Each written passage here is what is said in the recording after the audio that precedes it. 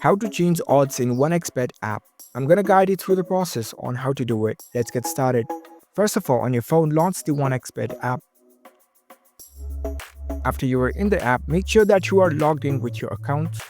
Now, in order to change odds in your account, you need to go to the settings, tap on this menu option in the bottom right corner.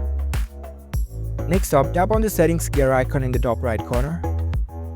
Once you are in your settings page, scroll down and in this app settings section, you can see this odds type option. Tap on it. Over here, you can see different options of odds type that you can select from. Currently, it is selected to the decimal option. If I want to change it to the Hong Kong 1.2, I'll just tap on it and that's it. Now the odds type has been changed. So that's how we can easily change odds in 1xBet app. If you found this video helpful, don't forget to give this video a thumbs up and subscribe to our channel for more tech tips. Thank you for watching.